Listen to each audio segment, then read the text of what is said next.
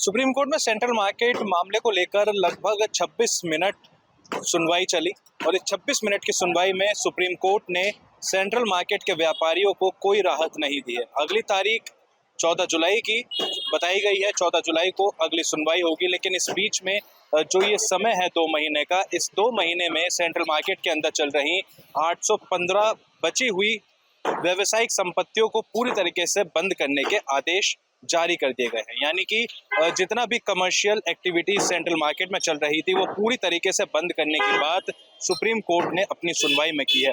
2 जजों की पीठ ने इतना कहा है कि जो स्कूल और बैंक में सील लगाई गई है, आवास विकास से बातचीत करके वो सील खोली जाएगी और अंदर से लॉकर और सामान निकाला जाएगा, जिसके बाद दोबारा से बैंक और स्कूल को सील कर दिया जाएगा। कहीं ना कहीं जो एक उम्मीद व्यापारियों को सुप्रीम कोर्ट से आज की सुनवाई में थी, वो उम्मीद व्यापारियों की टूटती हुई नजर आई है। कुछ उसमें पॉइंट्स ये हैं जो सेटबैक व्यापारियों ने नहीं किया है। 15 दिन का समय उनको दिया गया है कि आप 15 दिन के समय सेटबैक करा लीजिए। अगर आप सेटबैक नहीं कराते हैं तो 16वें दिन आपके उस संपत्ति के ऊपर कार्रवाई की जाएगी। कार्रवाई का यहाँ पे अगर इनडायरेक्टली हम बात करें तो यानी कि बुलडोजर चला जाएगा। इसके साथ जो सील निर्माण है उनको सील बरकरार रखने का आदेश सुप्रीम कोर्ट ने दिया है। सील खुलने की राहत उनको नहीं दी गई है।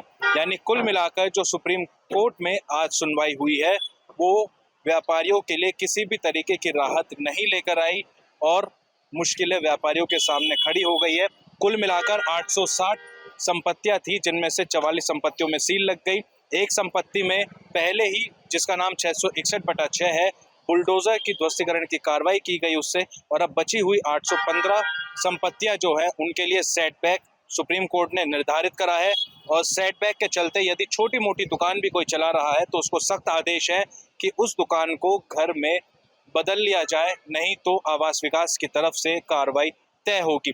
दूसरी बात यहाँ पे ये खड़ी होती है, जो 70 करोड़ रुपए की व्यापारी बात कर रहे हैं आवास विकास में जो जमा किया है, उसको लेकर भी सुप्रीम कोर्ट ने कोई खास टिप्पणी नहीं की है और इतना जरूर कहा है कि व्यापारी वो पैसा वापसी ले सकते हैं।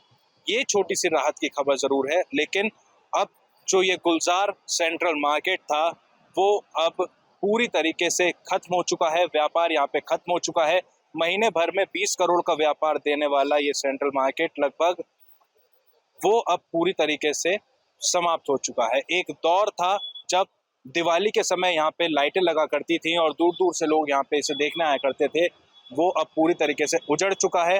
व्यापारियों के चेहरे पर मायूसी है और अब उदासी है और अब आगे सवाल है कि वो अपने परिवार का पालन पोषण आखिर कैसे करेंगे। राहुल जी, आप सुप्रीम कोर्ट से अभी आ रहे हैं सुनवाई से, क्या सुनवाई हुई है? क्योंकि यहाँ पे तमाम तरह तरह की चर्चाएं हैं, आप असल ग्राउंड से आ रहे हैं, क्या कहा है वहाँ पे? सुप्रीम कोर्ट ने जो है, जो पहले बचे हुए 815 भवन हैं उनके बारे में पूछा और उनको कहा कि 15 दिन के अंदर अंदर सेटबैक आपको अवश्य देने हैं, और डिपार्टमेंट को कह दिया अगर उन्होंने 15 दिन के अंदर सेटबैक नहीं दिए तो उसके बाद तत्काल आप उनको कार्रवाई की जाए और कार्रवाई करके उनके सेटबैक्स पर जो पैसा है वो भी उन्हीं से ही लिया जाए, ये कहा है।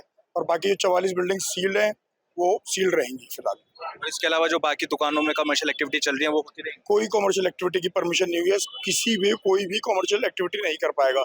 सेटबैक देने के बाद उसको पहले अपना शॉप क्लोज करेगा और क्लोज करने के बाद रेजिडेंस में कन्वर्ट करेगा।